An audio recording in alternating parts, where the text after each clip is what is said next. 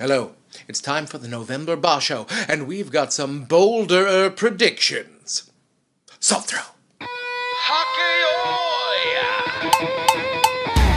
the salt, get in the ring. Welcome to the Dohyo.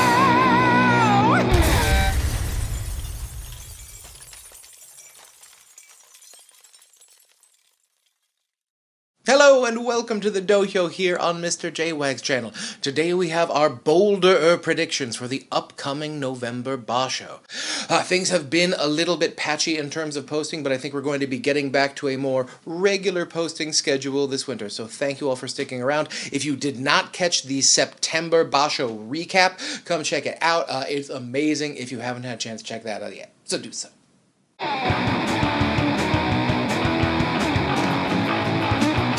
Alright, our very first bold prediction. Tamawashi is not going to get a Kinboshi this tournament. In fact, I don't think there are going to be any Kinboshi. I think Terunofuji is probably going to be Kyujo before the tournament. He is recovering from surgery. The Yokozuna Deliberation Council seems to be saying, yeah, things are pretty cool if you want to take this one off and return strong in January. So my first prediction is that we are going to be Yokozuna-less for this entire Basho, which means the joy is going to extend down through the sanyaku to about Maegashira 4 this tournament. The bolder prediction. No Tamawashi repeat. In fact, I don't think Tamawashi is going to get Kachikoshi. I think he's going to get a losing record this time. I just don't see a guy at that age, and with the amount of feasting and sort of celebrating they do to the champions, I don't see him coming back fully strong. I think this being another case this year of someone winning a championship and having no momentum after that. I mentioned in the September recap, and I still believe it, I don't think this is any sort of late career Ozeki run from Tamawashi. Our next bold prediction, Ozeki Wake Mitakeyumi is not going to clear Kataban and will in fact drop completely out of the Ozeki ranks. I mean, he's technically a Sakewake now, but he needs 10 wins to go back up to Ozeki. I think he has the ability to get 10 wins. Obviously, we've seen him get 10 wins in the sanyaku before, but he hasn't done that since his very first tournament at Ozeki, which wasn't that long ago, but I will say that the last 3 Basho are the worst 3 Basho I have ever seen Mitakeyumi wrestle in my sort of sumo fandom. Things are not looking good, and the trend line is facing the wrong way. So I would actually not be surprised if he gets between 7 and 9 wins so he can stay in the lower sanyaku and increase his current push to like get the record for most tournaments in lower sanyaku. This is his 29th. The record is 34, so 1 extra year at Komasubi. And the bolder prediction, Ozeki Shodai, who is currently Kataban, going to get his Kachikoshi. I have been wrong way too many times, burned so many times betting against Shodai. I think he's got one more escape in him. Radiator season.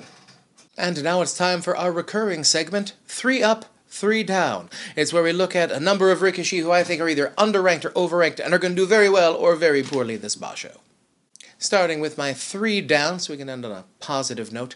Maegashira 4 West, Sadano Umi. I don't see him having a great tournament. Like I said before, the lack of a Yokozuna is going to mean the joy is going to drop down a little further than it was last tournament. So that's going to be around Maegashira 4, which I think means Sadano Umi is going to face the best wrestlers possible. I will freely admit he had a great tournament at Maegashira 5 West last tournament. He got a 9 and 6, only got promoted 1 rank. What? Yes, under-promoted, but I think that 1 rank is going to do a lot to sort of push him back down. He has not thrived in the joy, and he is 35. Also on the down list, Maegashira 16 East Terutsuyoshi. He's had 3 straight Makekoshi and 6 of his last 7. I just see the trend line for him going down. And since he's right there at the bottom of the Banzake, I don't see much more wiggle room for him. So this might be the last time we see Mr. Salty up in the Makauchi ranks. And third on the down list, our top Maegashira, Takeyasu.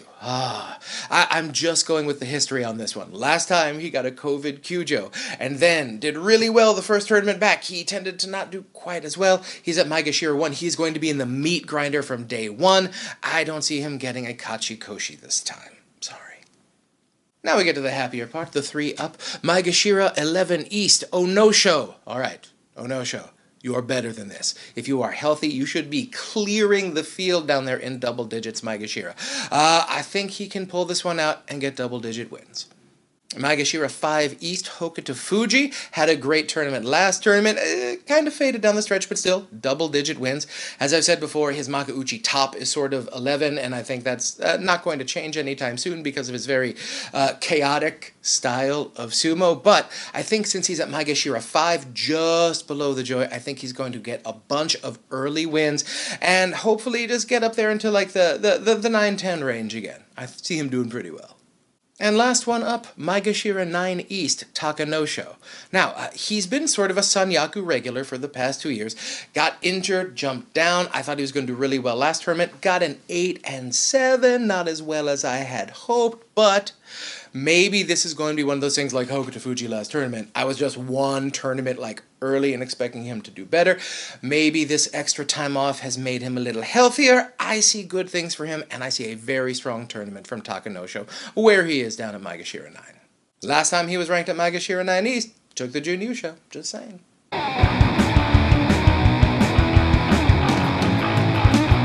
Now it's time for another recurring segment. Oh, which way we going?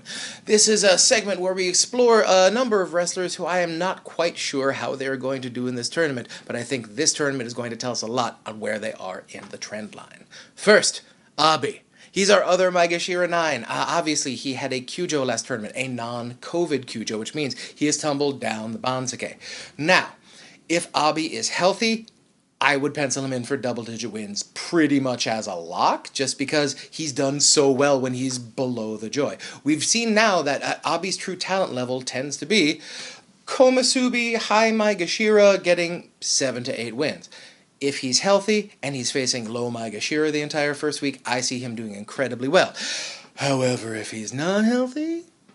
Now, I know we have 4 Komusubi, but the one I'm most interested in right now is Tobizaru.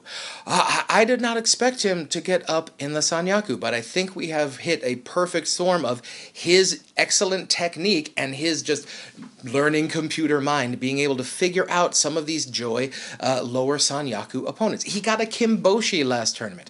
It's that plus the fact that I think the Banzuke is a little bit softer than it has been in recent years. So, is he for real? Let's see.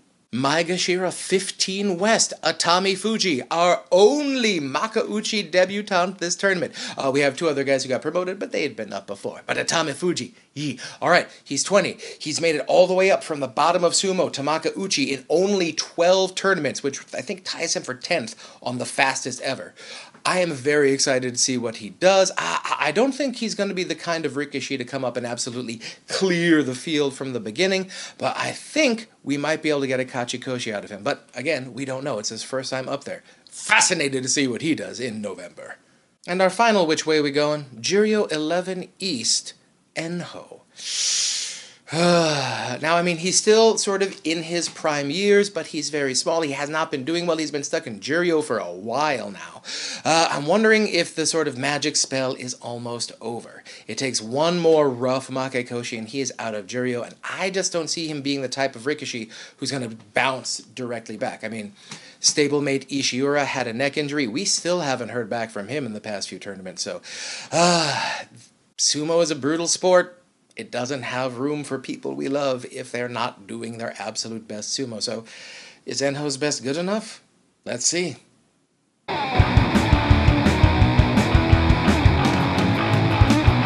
And now, some lower division predictions. My first bold prediction for the lower divisions.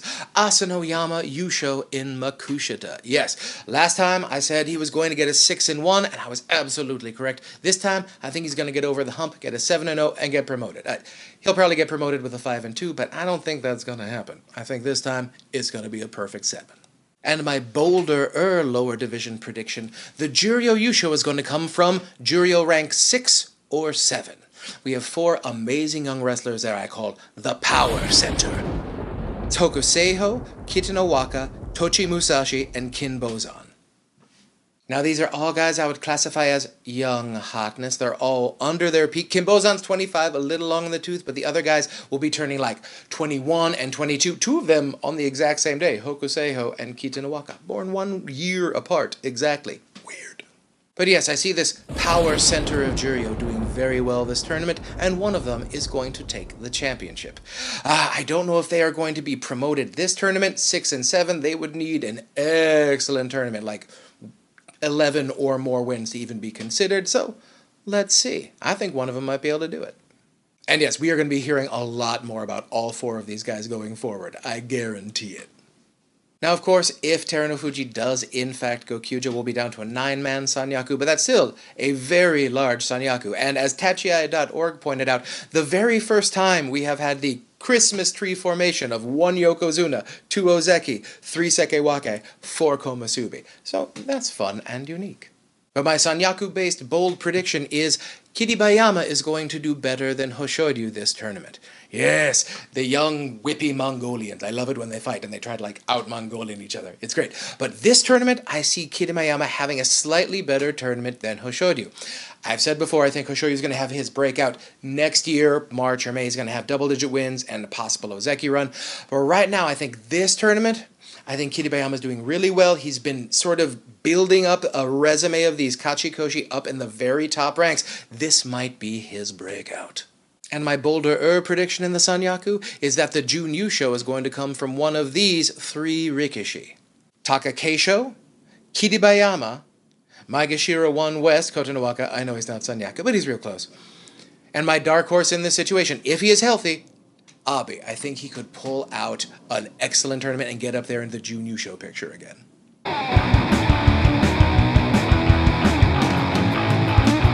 Alright, time for that Yusho pick, and I know I sound like a broken record, but I think it's going to be a 12-3 Yusho with multiple people available and fighting for it on the last day. Multiple people will be in contention on day 15. I just feel like we don't have any 14-1 or 15-0 energy. We might get another 13 win, but I just think there's going to be a lot of internal cannibalization of the sanyaku, and no one's going to really stick out and grab 13. 12-3. Now, I've given you my Jun Yusho picks, but the bolder prediction for the Yusho is Sekiwake Waka Takakage. I see him getting a 12-3 and getting his 2nd Yusho of his career and this year, and I think that will be enough to bump him up to Ozeki. So Waka Takakage, this is yours. Go get him. I also think we're running out of Ozeki, and they won't be too mad if he doesn't get like a 13 or 14. I think this might be his shot. Thank you for watching this episode of the Dohyo. It's a little bit briefer than it normally is, but don't worry, we have a number of awesome episodes coming up. Like I said, we're going to be having a more regular posting schedule from here for the foreseeable future. I have some more Shadow of Hakuho content coming up. Of course, we will have the quick strikes and the wrap-up, and then the year in Sumo, and then 2023 in Sumo predictions. So much fun stuff coming up. You are not going to want to miss it. So stay safe, stay strong, stay healthy, and I will see you next time on the Dohyo.